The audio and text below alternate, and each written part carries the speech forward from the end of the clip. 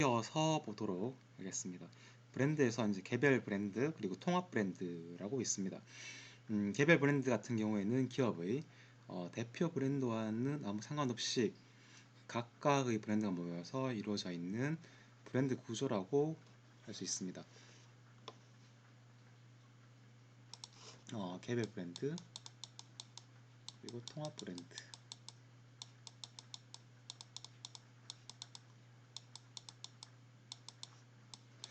개별 브랜드 예를 들면 가장 예를 들면 우리가 아는 소비재의 제왕 P&G 같은 경우가 되겠습니다. P&G는 되게 많죠, 여러분. 우리가 아는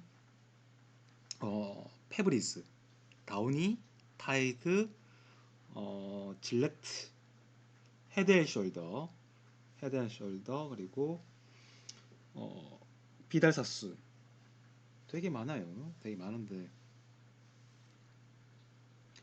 그러니까 비누, 세제, 뭐 다른 면도기 각각이 전부 다가 전부 제품군마다 다 다른 상표를 가지고 있죠.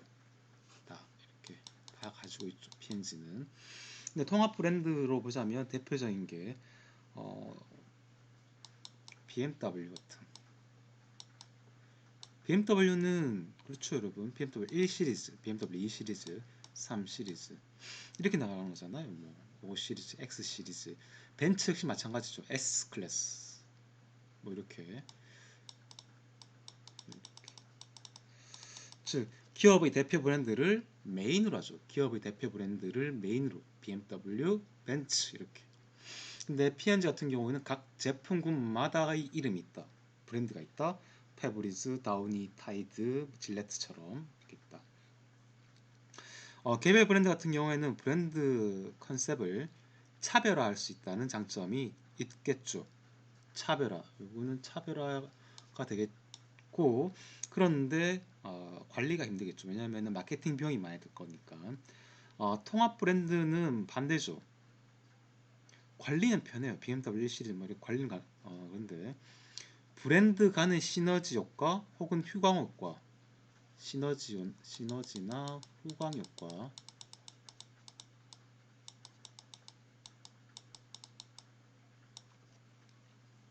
다시 한번. 다시. 지속적으로 관리하기가 쉽다. 그리고 시너지 효과 또는 후광 효과를 얻을 수 있다. 이게 장점이죠. 시너지 효과 그리고 후광 효과를 얻을 수 있다는 게 장점이죠. 효과라는 거 그잖아요, 여러분. 어, 한 대상 뭐 예를 들면은 어떤 특성이 요게 가진 특성이 그 대상의 다른 세부 특성을 평가하는데 영향을 미치는 거죠. 즉 이 말은 이거죠. BMW 1 시리즈가 좋네. 그러면 2 시리즈도 좋겠구나. 이렇게 되는 거죠. 자, 그다음 서비스 브랜드의 맞아보죠. 서브 브랜드랑 보증 브랜드도 맞아봅시다.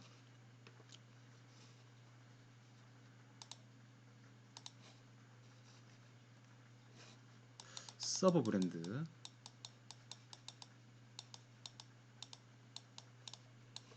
보증 브랜드가 각각 있고, 서 브랜드는 하위 브랜드라고 보시는 것 같아요. 하위 브랜드, 하위에 있는 브랜드라고 보시면 될 듯합니다. 예를 들면 이거예요. 뭐 아마존 같은 경우에는 그 하위에 뭐가 있냐면은 아마존 고라고 있습니다. 아마존 고. 아마존 고는 뭐냐면은 무인 자동 결제 시스템을 가진 매장입니다. 무인 자동 결제 시스템을 가진 매장 아마존 고입니다. 우리나라도 있죠. 이거 우리나라도 무인으로 자기가 바코드 찍고 계산하고 이렇게. 자, 그다음 보증 브랜드입니다. 보증 브랜드는 어, 이런 거죠. 예를 들면은 이런 걸 생각하시면 돼요. 이렇게 생각하시면 될 것 같아요. LG를 한번 예를 들어 봅시다. LG라는 게 있고 밑에 보면은 휘센이라든지 아니면 뭐 노트북의 그램, 트롬 등 같이 사용하고 있죠. 이렇게 통합 브랜드와 개별 브랜드가 혼합된 그 좀 더 발전된 형태라고 생각하시면 될 것 같아요. 나 통합 브랜드와 개별 브랜드가 통합 브랜드가 있고 개별 브랜드가 있고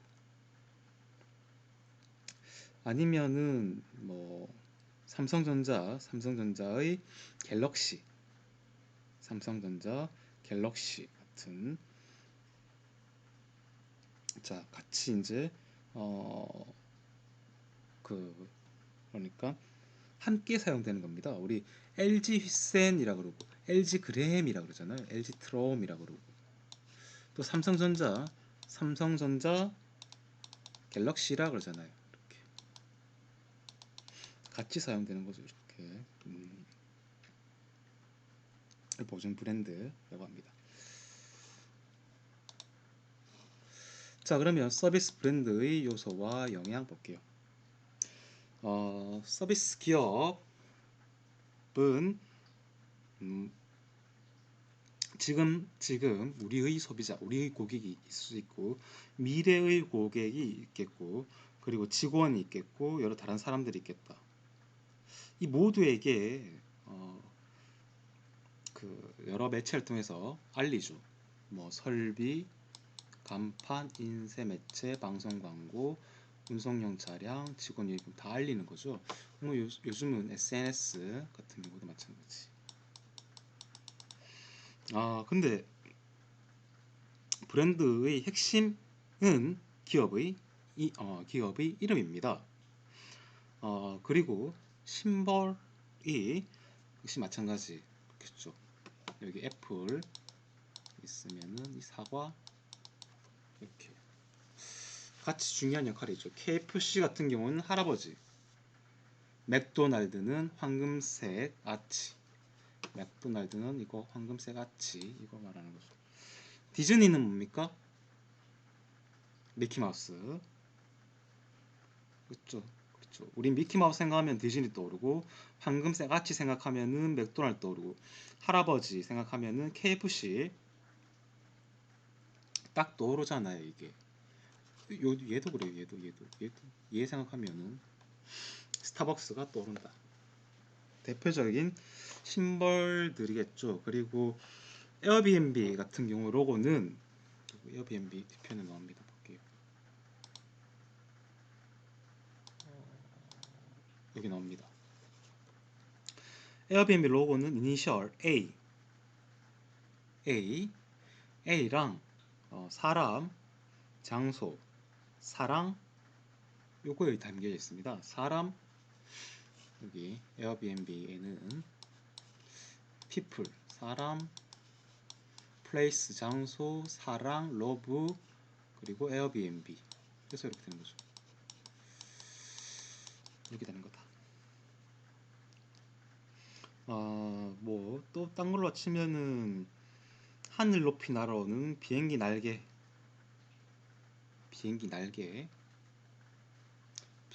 비슷합니까? 비행기 날개 이거 날개 요거 말하는 거죠. 날개 이거 한마디로 이제 이 여행한 업체구나. 여행 가서 그런 업체구나. 에어니까 에어. 여행 가는 해외 여행 가는. 그래서 심벌 또 중요하더라라는 겁니다. 그다음에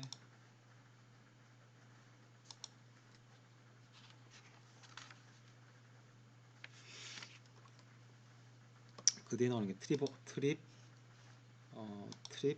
요겁니다. 트립 어드바이저 볼게요. 얘는 부엉입니다. 부엉이. 부엉이는 지식과 지혜를 의미하고 쌍안경은 검색 툴입니다. 어떤 검색 툴인가? 라는 거죠. 녹색, 빨간색 있는데 이건 좋은 리뷰, 나쁜 리뷰. 그래서 트립 어드바이저는 방문할 장소를 검색할 때 정직한 리뷰, 즉 정직하게 좋으면 좋고 나쁘면 나쁜 리뷰를 제공해서 지식을 얻을 수 있도록 돕는 사이트이다. 요 의미다라는 거죠. 요 의미다라는 겁니다. 브랜드 의미라는 게 있습니다.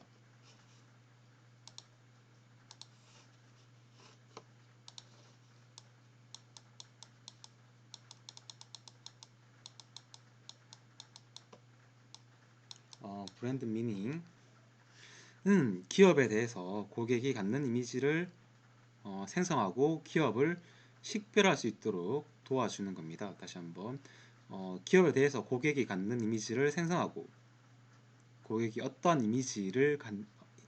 고객에게 어떤 이미지를 갖게 한다는 겁니다. 그래서 요 기업은 요 기업 이렇게 식별이 가능하게 도와주는 게 바로 브랜드 의미입니다. 싱가포르 항공이라든지 뭐 사우스웨스트 항공 브랜드 같은 경우에는 이게 단순하게 그냥 싱가포르 항공, 사우스웨스트 요 차이 글자 차이가 아니라 선호, 좋고 나쁨에 영향을 미칠 수가 있습니다. 싱가포르 항공 같은 경우는 조금 뭐랄까 개별화되어 있고 좀 고급스러운 이미지. 사우스웨스트 항공 같은 경우에는 지정 좌석이 없고 또한 음료수나 서비스를 제공하는 음료수나 서비스, 음료수나 음식 같은 서비스를 제공하지 않지만 좀 저렴하다. 즉 싱가포르는 좀 고급스러운 이미지, 사우스웨스트 항공은 좀 저렴한 이미지를 준다는 겁니다. 그래서 브랜드 미닝은 서비스 컨셉, 품질, 가치에 의해서 결정이 되어집니다. 결정이 되어진다. 우리 앞에서 봤던 트립어드바이저 같은 경우에는 소비자가 어떤 여행을 할 때 그 경험을 솔직하게 리뷰함으로써 음, 이 아까 봤던 그 부엉이 그 로고에 잘 녹아져 있다는 겁니다. 이런 이렇게 아까 봤듯이 부엉이 같은 경우에는 지혜로움 같은 것들, 녹색, 빨간색은 좋은 리뷰, 나쁜 리뷰라는 거죠. 그래서 트립어드바이저는 좋은 정보를 공유해서 제공하여서 지식을 얻도록 도와주는 플랫폼이라는 의미를 가지게 된다라는 겁니다.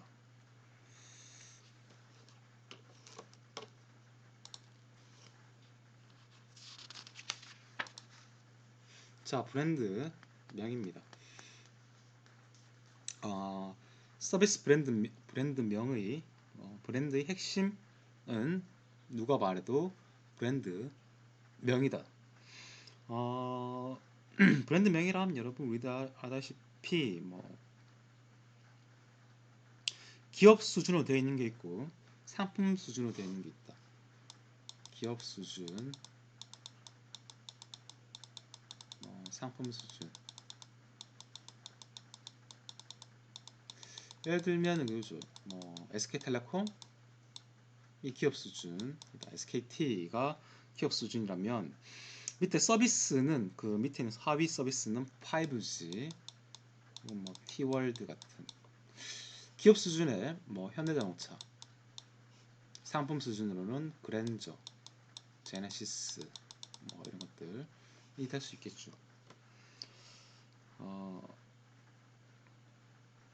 그런데 여기 일반 이 브랜드 명이라면 상품에서부터 뭐 영화 제목, 책 제목 모두 다 사용되죠. 예를 들어서 책 제목을 뭐 고객 가치 경영의 이론과 실제라고 하는 경우와 고객 가치를 경영하라라고 한 경우 독자 느낌은 다 다를 겁니다.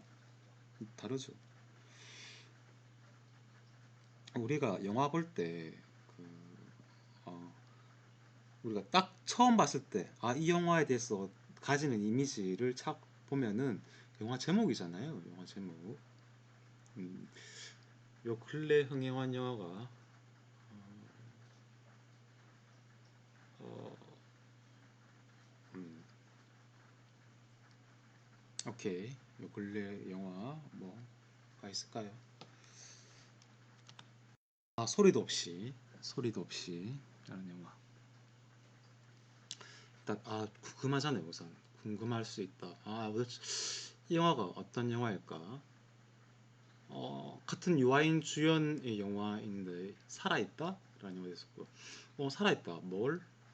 일 수도 있겠다. 그런데 여러분 얼마 전에 나왔던 영화인데 언힌지드라는 영화가 있었어요. 언힌지드라는 영화. 러셀 크로 나온 영화인데 언힌지드? 딱 안 떠오릅니다. 보통 잘 안 쓰이는 영어 단어거든요. 이게 그래서 이게 좀 영화 전문가들조차도 영화 제목을 이렇게 지면 이게 좀 별로다라고 하는 걸 들었 적이 있습니다. 영화도 이만큼 영화도 브랜드명이 중요하다는 것을 중요하다라고 인식한 것을 우리가 볼 수가 있습니다. 우리가 새로운 시장을 가지는데도 브랜드명은 상당히 중요합니다. 중요하다. 동서식품 같은 경우에 그 커피 원두 커피인데 믹스 커피 형식으로 담은 제품을 출시했습니다. 여러분 아시겠지만 이겁니다. 카누죠. 요거는 괜찮아요. 좀 심플하면서도 좀 임팩트가 있다 라는 거죠. 그래서 소비자에게 이 카누가 믹스 커피 중에 하나로 인식되지 않고 새로운 커피 카테고리로 갈 수 있었던 겁니다. 이후에도 이제 비슷한 카누 말고 비슷한 브랜드가 왔었지만 카누가 압도적으로 시장 점유율을 가져갔다는 겁니다. 그래서 브랜드 파워를 평가하기 위해서 방법이 네 가지가 있습니다. 그게 첫 번째가 독특성입니다. 즉 독특성 첫 번째, 두 번째 연관성, 세 번째 유연성, 네 번째 기업 용이성입니다. 이 네 가지입니다.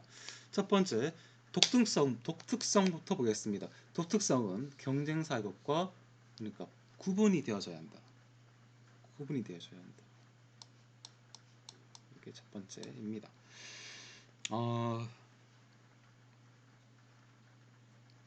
미국 보면은 금융기관을 보면은 보통 앞에 들어가는 단어가 커머스, 상업, 퍼스트, 제일 많이 들어가죠. 근데 이렇게 브랜드를 사용한다면 개성을 가지지 못하고 경쟁에 뒤처질 수가 있다. 예를 들면은 국립 버지니아 은행, 버지니아 제일은행 이런 것들. 우리 미국 초창기에 보면은 이런 인원들이 많았어요. 그래서 소비자들이 좀 혼동되기가 쉬웠습니다. 아까 방금 말씀드렸다시피 버지니아 은행인데 국립 버지니아 은행, 버지니아 제일은행, 그냥 버지니아 은행 이런 식으로.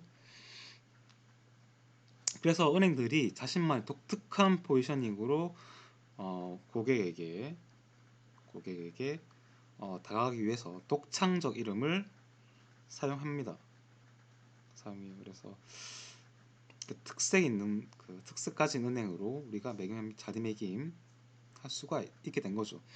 우리나라 은행도 마찬가지입니다. 예전에는 딱딱하고 좀 권위적인 이름을 주로 사용했습니다.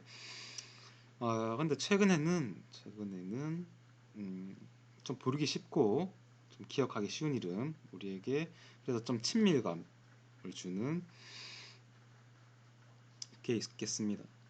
예전에 우리 은행 중에가 뭐가 있었냐면은 한일은행 같은 것들, 한일은행 있었죠. 한일은행은 여러분이 드라마에서 봤어요. 드라마에서 응답하라 1988에서 88 맞죠? 88 1988입니다. 그때 성동일이 다니던 은행이 한일은행이에요. 그 당시 시가총액 1등 기업이었습니다. 시가총액 1등 기업. 지금 삼성전자였지만 그 당시에는 은행이었어요. 그 중에도 한일은행. 물론 한일은행은 IMF 겪으면서 없어집니다. 그래서 상업은행과 합쳐지면서 이렇게 부리기 쉬운 우리 이름 우리은행이 됩니다. 그렇죠. 자, 자, 그래서 뭐 병원 이름도 마찬가지다. 여기 아름다운 나라 피부과, 아름다운 나라 피부과, 밝은 세상 안과, 마음과 마음 정신과, 고른이 치과, 뭐 이런 이름들 있겠죠. 아니면은 해당 그 서비스 카테고리 일반적으로 사용하지 않는 단어를 사용한다. 일반적으로 사용하지 않는 단어. 그 얘가 바로 JP 모건입니다. JP 모건 혹은 맥도날드. 즉 맥도날드. 즉 JP 모건이나 맥도날드는 창업자 이름이죠. 창업자 이름을 따서 하는 겁니다. 아니면 아예 가공의 단어, 없는 단어 쓰는 겁니다. 독특한 이름을 찾아내기가 좀 쉽지가 않으니까 가공의 단어. 그래서 아까 우리가 봤던 에어비앤비 같은 경우 아니면은 시티은행 이런 것들이 되겠다. 두 번째 연관성입니다. 연관성은 렐레번스는 서비스 속성이나 편익을 갖고 있어야 한다. 서비스의 속성이나 연관되어져야 한다. 라는 거죠. 서비스 성격 그리고 혜택 잘 드러나도록 이름을 지어야 한다. 그래야지만 고객이 기업을 잘 이해한다라는 거죠. 우리가 잘 아는 그 서브웨이 샌드위치 브랜드인 서브웨이는 잠수함이죠. 서브웨이가 자체 잠수함이잖아 이게.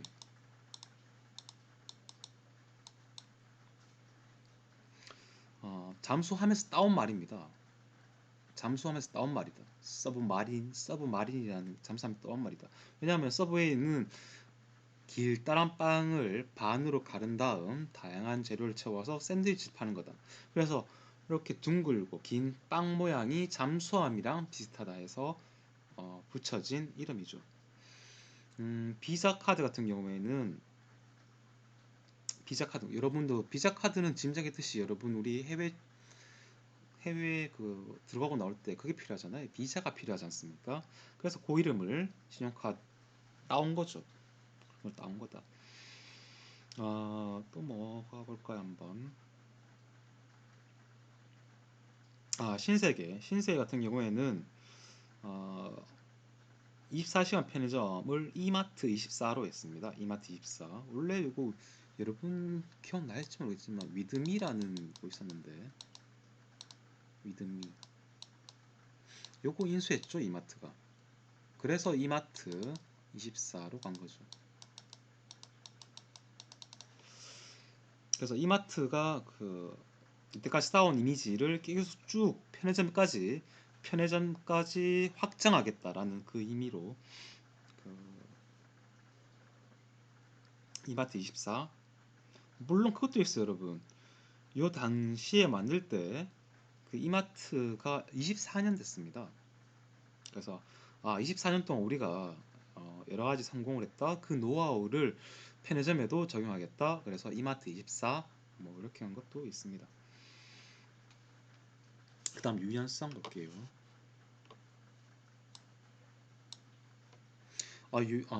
용이성부터 볼까요? 용이성부터 봅시다.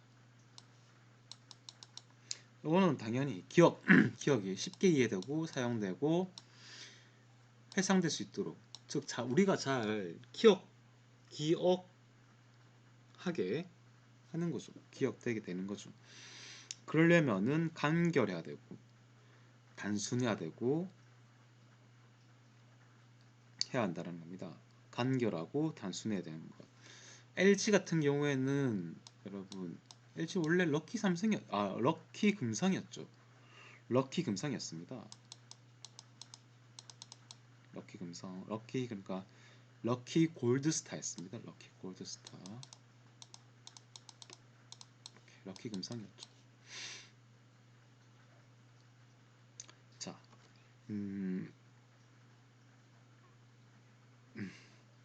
그런데 이걸 단순화시킨 거죠. 기억 용이하기 위해서 LG로. P&G도 마찬가지고 프록터 앤 갬블이죠. 그런데 기억을 쉽게 하기 위해서 P&G라 부른 거고. 또 하나는 원래 IBM, 우리가 흔히 아는 IBM도 그래요, 여러분. IBM은 인터내셔널 비즈니스 그 메카닉이었죠. 아, 메카닉이란다. 머신이었죠. 머신이었죠. 인터내셔널 비즈니스 머신이었습니다. IBM으로 되는 거죠.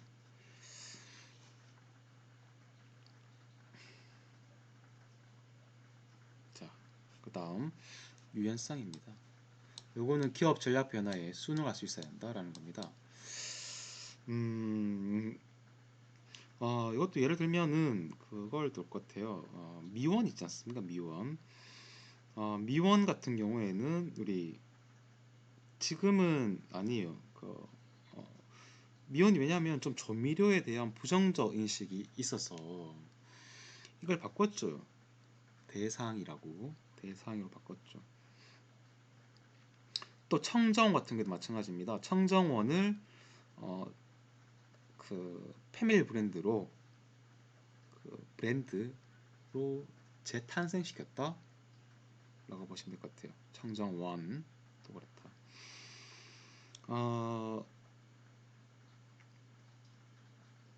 글로벌 그 던킨 도너츠도 마찬가지입니다.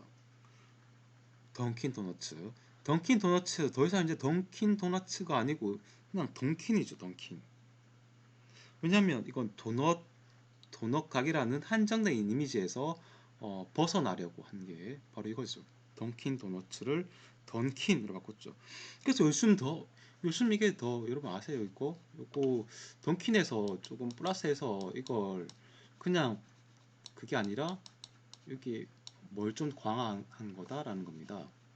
배달. 그렇죠, 여러분. 또 아까 보신 분 알겠지만 원래는 스타벅스 이렇게 있고 밑에 스타벅스 커피였었지 않습니까? 근데 스타벅스도 이 커피란 걸 지웠죠, 이거. 원래는 이 썼었죠. 스타벅스 커피. 근데 이 커피를 없앴던 것뿐이죠. 또 하나는 SK도 마찬가지. SK 원래는 원래는 이게 아니고 뭐냐 성경이었죠. 성경이었습니다. 성경. 근데 이게 영어로 표현하면은 썩영 이렇게 좀 발음될 수가 있다. 그러니까 즉 뭐 가라앉는 젊은이 이렇게 발음될 수 있다. 그래서 바꿨죠. SK를 바꿨습니다. SK. 한화도 마찬가지입니다. 한화도 원래 한화는 한국화약이었잖아. 이게 한국화약. 커리어 익스플로시브. 왠지 이상하잖아요. 한국화약, 한국의 화약. 좀 이상하잖아요. 그래서 바꿨죠. 또 바꾸고 이렇게 한화 이렇게. 자, 그렇습니다. 여기까지가 저희 서비스 상품 관리의 한